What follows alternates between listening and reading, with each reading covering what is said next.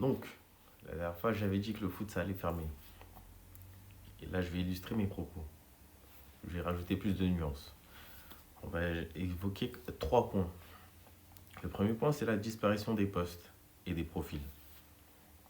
Il n'y a plus le neuf technique, il n'y a plus les créateurs, il n'y a plus le neuf technique parce qu'aujourd'hui, le neuf, c'est quoi? C'est celui qui marque des buts comme Haaland, comme Gyökeres, qui marque des buts, Gyökeres au Sporting, parce que Arsenal, il est catastrophique.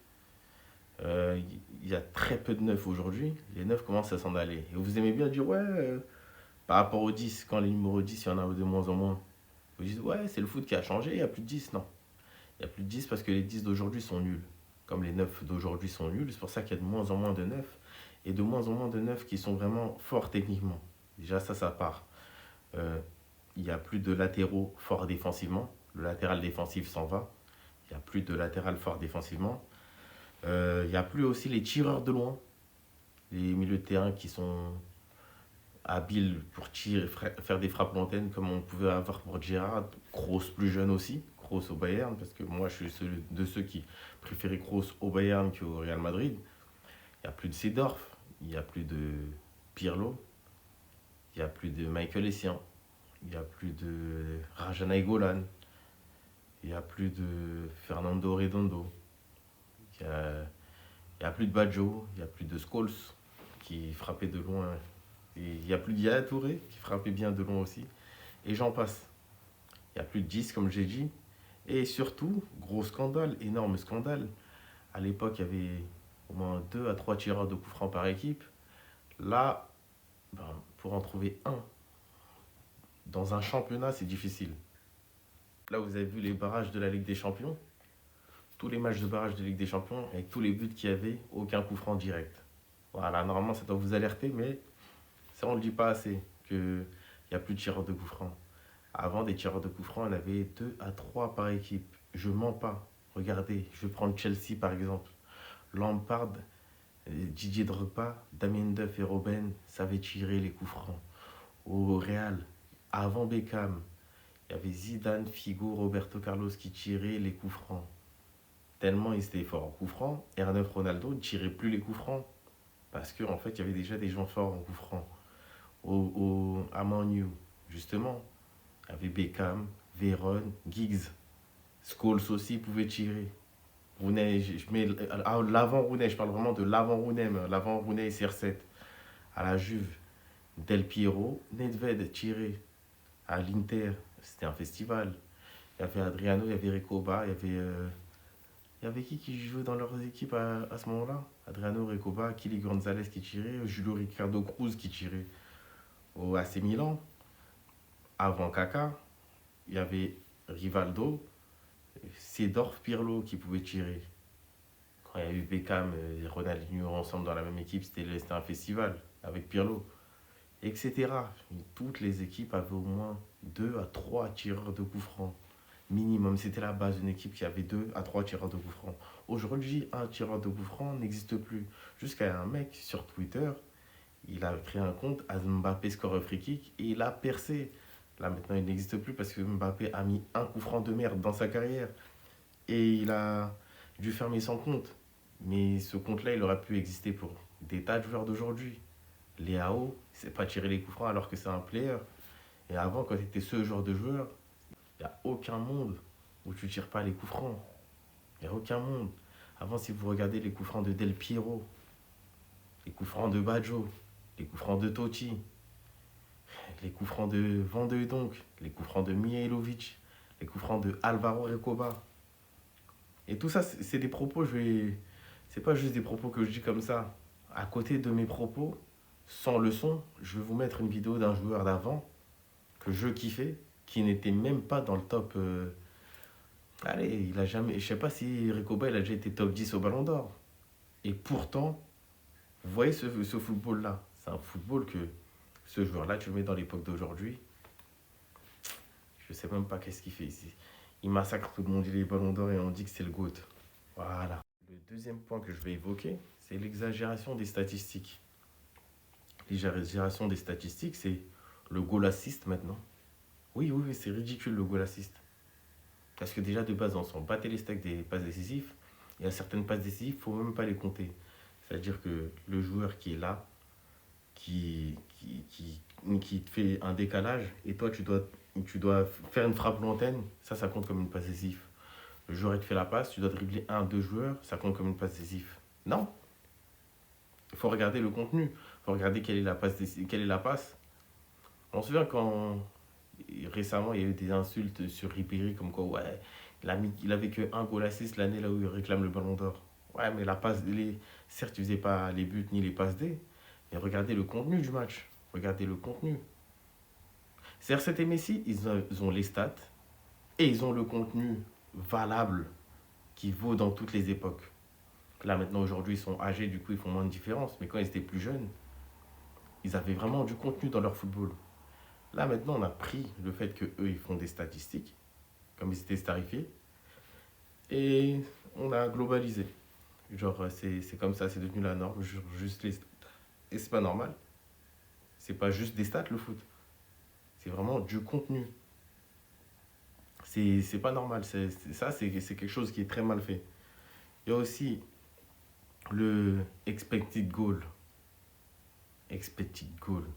Ça, j'ai même pas envie d'aller loin. Le chance créée là. J'ai même pas envie d'aller loin. Est-ce que vous avez déjà fait un five où vous vous êtes dit, ah, on n'a pas beaucoup marqué, mais au moins on a eu, si tu comptes les chances créées, non, non.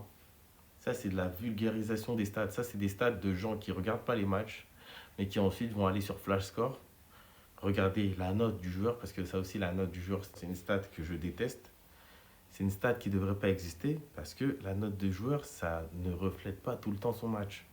Il faut juste se donner une idée du match. Et on n'est pas à l'école, on n'est pas en trading. Le foot, c'est pas du trading. On s'en fout des kilomètres parcourus, en passage cette statistique-là. On s'en fout des kilomètres parcourus. Et les kilomètres parcourus et les notes, tout ça, c'est pour scolariser le foot et donner ça à des gens. Vraiment, tu peux pas aimer le foot et aimer ce genre de stats-là en même temps. C'est n'importe quoi. C'est n'importe quoi, en fait. Ça y est. Et des fois, il y avait des moments où c'est pas spécialement celui qui a marqué qui est l'homme du match. C'est pas seulement forcément celui qui a fait la passe D qui est l'homme du match. C'est pas forcément celui qui a marqué ou fait la passe D qui est le plus important du match, le plus impactant dans le match, ou même le plus spectaculaire aussi du match. Oui, ça compte aussi, le foot, c'est du spectacle à la base. Avant, si on prend juste le poste des numéros 9, avant, quand on regardait les numéros 9, on voyait des Nyako Kano, on voyait Zlatan quand il était plus jeune, très technique. Vous n'avez pas vu le Zlatan très technique, c'est pour ça que vous pensez seulement au Zlatan finisseur. Le Zlatan très fort techniquement, Samuel Eto'o, R9, Ronaldo, Adriano, etc. Des tas de neufs que quand on les regardait, on se disait, je vais m'inscrire au foot, je vais jouer au foot. Aujourd'hui, je pense pas que si un petit voit Gyökeres jouer et il se dit que vas-y, moi j'ai envie de faire du foot. Ça aussi, c'est un truc très dérangeant. Et la dernière chose, c'est la désinformation aussi. Dernier point, la désinformation. La désinformation, avec Bruce Granek, Noah Lunsi, RMC Sport, d'autres TikTokers qui maîtrisent rien au foot et qui sont pas objectifs et qui préfèrent juste vous balancer des choses. Et ils ont réussi à avoir une communauté, des likes et des vues. Ça, c'est laisser place. Ça, c'est laisser place à la mauvaise foi,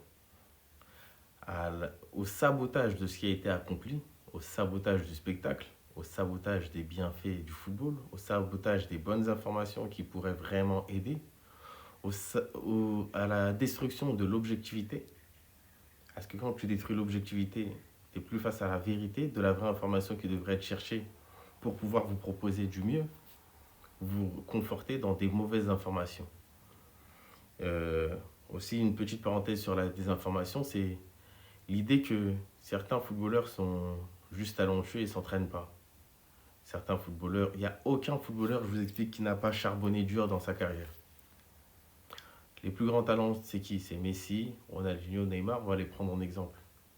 D'abord Messi. Samuel Eto'o, il a jamais dit que Messi ne travaillait pas. Il a même dit l'inverse, que Messi il a charbonné pour devenir qui il est. C'est Hazard qui travaillait moins. Et même Eden Hazard a dû travailler pour atteindre un certain niveau.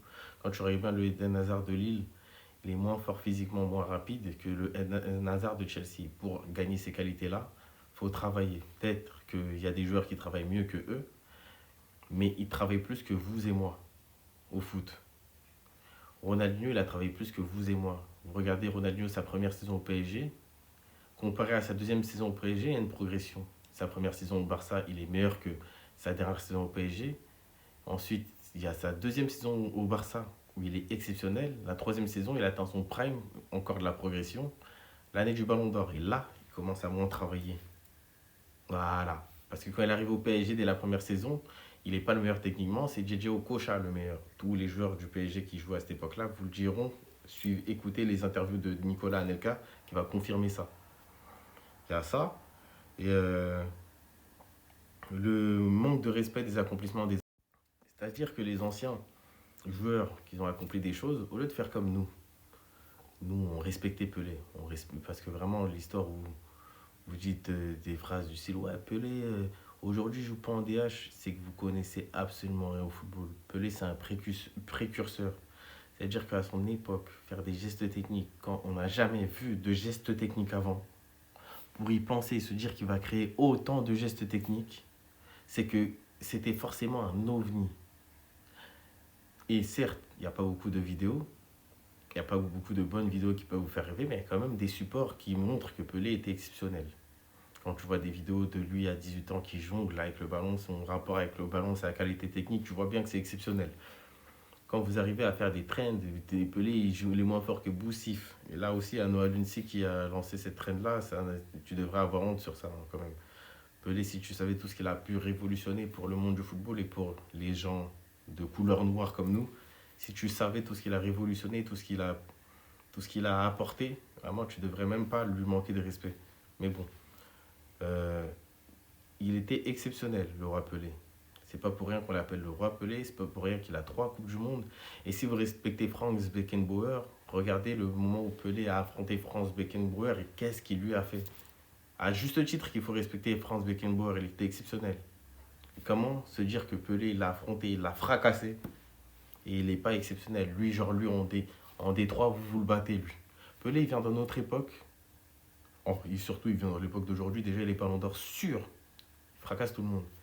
Il vient dans l'époque de Ronaldo, Messi, R9, ceci, cela. Il y a moyen qu'il prend un ballon d'or aussi. Il était exceptionnel. Voilà. C'est ça qu'il faut savoir. Et Zidane, aujourd'hui, il aurait joué. Voilà, ça aussi, il faut. Ça aussi. Et ce que j'avais dit dans la précédente vidéo aussi, arrêtez de vous accaparer les époques. C'est-à-dire que si on dit l'époque d'aujourd'hui c'est nul, arrêtez de le prendre pour vous et dire ouais, le quoi, il nous a insulté, il a dit que notre époque est nulle. Non, je ne vous ai pas insulté vous. J'ai insulté le déclin du football d'aujourd'hui. C'est-à-dire qu'il n'y a aucun monde où je vous insulte vous.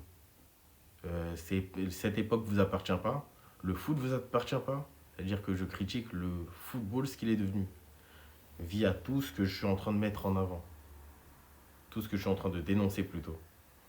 Le foot, je suis en train de dénoncer tout ça qui nous a conduit au foot d'aujourd'hui. Voilà. Aussi, il y a quoi aussi comme gros problème. Il y a aussi le fanatisme que vous pouvez avoir en tant que supporter ou fan d'un joueur. Voilà. C'est-à-dire votre fanatisme vous force à ramener de la désinformation quand vous parlez de votre équipe ou de votre joueur préféré. Le fanatisme vous force à toujours minimiser ce qui a été fait en opposition à votre joueur préféré ou à votre équipe préférée. C'est-à-dire que vous poussez la désinformation à un haut niveau. Et ça, c'est un très gros problème, la désinformation. Voilà, c'est un très gros problème, la désinformation.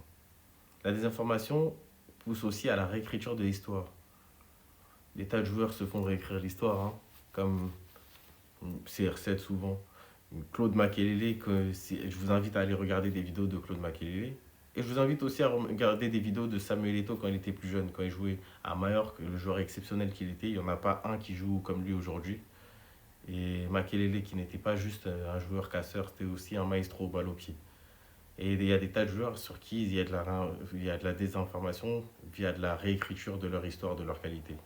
Donc il faut vraiment faire un travail de recherche sur un joueur avant de le critiquer ou de mettre des joueurs d'aujourd'hui là où ils ne sont pas, sans avoir vraiment regardé ce qui s'est passé avant, ce qu'il y a eu avant comme football, ce qu'il y a eu avant comme joueur. Parce que je peux vous dire que du football, il y en a eu avant votre naissance. Quand vous dites des all-time sur des joueurs et vous n'avez jamais vu le football d'avant, alors que vos joueurs, des fois, c'est même pas top 30 de l'histoire de leur poste. Et de l'histoire du football, ben, c'est même pas top 100. C'est ça la réalité. Et c'est pas pour critiquer, ouais, t'es con, ton joueur, il est nul, en vrai. Non, faut pas le prendre comme ça. Faut le prendre en mode, il est pas top 30, renseigne-toi, il y a des joueurs que tu vas kiffer encore plus et qui datent de l'époque d'avant. C'était notre cas. Nous, on ne disait pas all time, ouais, il est top ceci, cela. On regardait, après on nous disait, ouais, tu sais qu'à l'époque, il y a eu un joueur qui jouait comme ça, mais en mieux. Et on se renseignait et ça devenait un joueur qu'on aurait kiffé voir jouer. Comme par exemple, selon moi, le GOAT, c'est Diego Armando Maradona. Mais je ne l'ai pas vu jouer en direct. Du coup, je le mets en Hall of Fame. Mais dans tous les joueurs que j'ai vu jouer, moi, je dirais que le GOAT, c'est CR7 et que Messi juste derrière. Mais sinon, de ce que je vois, je me dis, Diego Armando, il avait moins de stats qu'eux. Et dans son impact et dans ce qu'il proposait sur le terrain, je le mets devant. Voilà. Et il y a d'autres joueurs aussi comme ça. Je ne peux pas dire qu'un tel est le meilleur milieu de terrain de tous les temps, sachant qu'il y avait Michael Laudrup, malheureusement, je ne l'ai pas vu jouer. Donc Zizou, et Yaya Touré et Iniesta, je les respecte, mais je me dis, c'est de ceux que j'ai vu jouer, c'est ceux qui m'ont le plus marqué. Avec Seedorf aussi et Paul Scholes. Avec Juan Sebastian Veron. Si je dois t'expliquer qui est Juan Sebastian Veron, c'est que tu connais rien au football. Tu devrais faire plus de travail de recherche. Mais je sais qu'il y a Michael Laudrup et Baggio qui ont joué, et des joueurs comme Savicevic, que j'ai pas vu jouer mais qui ont joué, qui auraient pu me faire rêver tout autant. Du coup, je les mets en Hall of Fame. Et je les critique pas. Et vous avez tendance à arriver en critiquant, en disant ouais, mais lui, il est surcoté. Après, vous regardez les stats. Surtout qu'il y avait d'autres contextes, d'autres formats de championnat et de Ligue des Champions. Vous n'avez même pas honte de comparer des stats des fois sans connaître, sans avoir le contexte. C'est ridicule. Et comme des joueurs comme Alvaro Recoba, et j'ai mis la vidéo d'Alvaro Recoba juste avant. Donc il y a eu des joueurs exceptionnels. Et votre excès de fanatisme vous biaise sur la réalité et vous empêche de faire un vrai travail de recherche. Et voilà, pour toutes ces raisons font que, comme j'ai dit, le foot, ça va fermer parce que c'est en train de dégrader complet. Aujourd'hui, un joueur lambda d'il y a 15-20 ans, c'est un top 10 d'aujourd'hui à cause de toute cette dégradation. Et commencez pas à dire, ouais, tu fais grave l'ancien, cela, encore une fois, je vous réexplique. C'est pas parce que je dis qu'un joueur lambda d'il y a 15-20 ans, il était un top 10 aujourd'hui, que je vous insulte pas. Je vous dis que le foot est en train de se dégrader. Et si vous aimez le foot, vous devrez être d'accord avec ce propos qui est bien construit, parce que c'est juste la vérité. Et vous devez faire en sorte de changer vos mentalités, que chacun de son côté puisse changer sa façon de percevoir les choses et de faire les choses pour qu'ensuite le foot recommence à trouver son essence. Voilà. En tout cas, je ne suis pas le seul à en parler. Parce qu'il y a aussi des footballeurs pros qui le disent. Je vais rajouter ça en fin de vidéo. Et voilà, sinon après ça, je vous dis de liker, de partager, de vous abonner. Cette vidéo, elle sera aussi sur mon compte YouTube et TikTok. Tu vois, même sur la fin, là, quand j'étais à Strasbourg, c'est... Pour moi, il y a des choses évidentes. Une bonne passe, un bon contrôle, une bonne transversale. Des choses simples. Le jour d'aujourd'hui, le foot moderne d'aujourd'hui, j'ai l'impression qu'on se complique la vie. Moi, pour ma part, je voyais des jeunes arriver, ils étaient pas prêts encore. Ils étaient pas prêts, ils jouaient, mais ils étaient pas prêts. Mais est-ce que c'est les aider de les lancer tout de suite? Parce que je te dis, il y en a, ils savaient pas faire un contrôle. Je me souviens, je reste après les entraînements, je veux des centres. Déjà, il n'y en a pas beaucoup qui restent pour faire des centres. Parce que... C'est à Strasbourg. Ah, c'est un peu compliqué, ouais. C'est vrai. Et ils restent pas. non, les jeunes, mais même, tu les vois dans leur attitude. Mais avant, vous leur. T'étais content de rester avant. Et puis on vous aurait pas demandé votre avis. Ouais, Et tu restes. va centrer. Voilà, c'est ça. Va faire 20 centres, 30 centres. Tant que t'as pas dit ça. Mais non, mais c'est surtout que t'avais la pression de louper un centre. Quand je te dis sur la dernière année, on faisait des centres, il y en a un qui arrivait sur 5. Et là, c'est moi qui disais, c'est bon, je vais rentrer au vestiaire. Mais tu vois, en fait, c'est des petites choses ou des attitudes. Quand je te parle d'attitude. Est-ce que c'est pas des phrases de vieux ça? Je te dis, Oui, c'est ce que je veux. non mais moi aussi, je suis 100% d'accord avec toi. Mais dès qu'il y a ce genre de thème, les gens disent non mais parce que tu peux pas comparer le foot avant et le foot aujourd'hui. Tout le monde dit que c'était mieux avant, tout le monde si. Sauf que là, Moi, je dis pas que c'était mieux avant. Je dis que les gens étaient plus déterminés. Tu vois, c'était pas la même approche. pas la même détermination. D'accord. Moi, je trouve. Pas la même mais c'est intéressant comme ça. Moi, je trouve que c'est pas la même détermination. Et ils ont d'autres objectifs. Nous, on avait l'objectif de jouer au foot, c'est la passion. Je trouve que maintenant, avec tout ce qu'il y a autour, il y a d'autres choses qui passent avant le foot. Et pour moi, c'est. Aujourd'hui, le foot, c'est que des statistiques. Statistiques, tu marques des buts, t'es le meilleur. Tu marques pas de but, bah, faut qu'on te change. Pour toi, il y avait une époque où c'était moins le cas? Bah, à l'époque d'avant, déjà, il y avait l'époque, je te dis par exemple, Zizou, Ronaldo, il y avait. c'était du vrai football, quoi. Ouais, bien sûr. On n'était pas sur des statistiques. Carrément, personne. On ne regardait dit pas un c'était match, tu t'assieds pas sur, tu t'avais pas de téléphone déjà pour dire je vais mettre je sais pas combien sur lui ou lui. Donc tu avais plus le temps de te regarder, d'apprendre le foot, ce que c'est le foot. D'accord. Aujourd'hui, t'as pas le temps d'apprendre ce que c'est le foot. Genre typiquement, tu penses que quelqu'un qui a, je dis une bêtise, genre 40, 45, 50 ans, donc qui a vécu ce foot de l'époque, ou même 35, bref, t'as regarde capté, pas le foot. pour toi, il a une meilleure vision que des jeunes qui non, mais arrivent quelqu'un maintenant. qui a 45 ans ou 50 ans qui aime le foot d'avant, il regarde pas le foot aujourd'hui. Ah ouais? Bah, je pense. Tu penses que son évolution, pense il est qu'il allé prend- dans un sens pas ouf? Moi, je pense qu'il prendra pas beaucoup de plaisir. Ok. Pour moi. Après, et je te dis ça parce que moi, je connais des gens de 40, 50 ans, Ouais. de l'époque de Zidane, Ronaldo, qui aujourd'hui, ça les intéresse pas plus que ça.